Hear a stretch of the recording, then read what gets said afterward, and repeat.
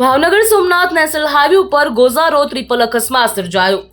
રાજુલાના ચારનાળા નજીક ST bus અને Swift four wheel car વચ્ચે અકસ્માત સર્જાયો। કારમાં સવાર 3 લોકોના ઘટના સ્થળે કમકમાટી ભર્યા મોત નીપજ્યા। અન્ય 2 લોકો ગંભીર રીતે ઇજાગ્રસ્ત થયા હતા। તેમને રાજુલાની હોસ્પિટલ ખાતે ખસેડવામાં આવ્યા। ફોર વ્હીલ કાર ડિવાઈડર ઉપર ચડીને સામેના માર્ગ ઉપર જતી રહી હતી અને એસટી બસ સાથે ધડાકાભેર અથડાઈ હતી। અકસ્માત બાદ બાઇક સવારને ટક્કર લાગતા બાઇક સવાર ગંભીર રીતે ઇજાગ્રસ્ત થયો। આ ઘટનાના પગલે લોકોના ટોળે ટોળા ત્યાં એકઠા થઈ ગયા। રાજુલા પોલીસ સ્ટેશનના પીઆઈ ચાવડા તેમજ પીએસઆઈ સહિતનો પોલીસ સ્ટાફ પણ ઘટના સ્થળે દોડી આવ્યો। અકસ્માતને લઈને હાઈવે ઉપર ટ્રાફિક જામના દ્રશ્યો પણ જોવા મળ્યા। મૃતક વડોદરાના બાજુનો હોવાનું જાણવા મળ્યું, જ્યાં ફોર વ્હીલ કાર સવાર રાજુલા તરફ જઈ રહી હતી અને એસટી સામેના માર્ગ ઉપર બસ જાફરાબાદ તરફ જઈ રહી હતી। તે દરમિયાન આ ગોઝારો અકસ્માત સર્જાયો હતો।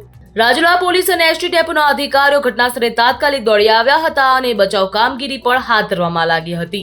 તો અકસ્માતમાં મારુતિ સ્વિફ્ટ કારનો કચરઘાણ નીકળી ગયો હતો, જેનાથી અકસ્માતની ગંભીરતા સ્પષ્ટ જોઈ શકાય છે। સ્થાનિક લોકોમાં ભયનો માહોલ જોવા મળી રહ્યો છે, જ્યાં દુર્ઘટનાને લઈને સ્થાનિક લોકોમાં હાલ ડર જોવા મળી રહ્યો છે। હાઈવે ઉપર વાહન ચાલકો માટે સુરક્ષાના પગલાં વધારવાની માંગ ઉઠી, તેમજ આ અકસ્માતને લઈને વધુ તપાસ ચાલી રહી છે। પોલીસ દ્વારા તમામ દિશામાં તપાસ હાથ ધરવામાં આવી।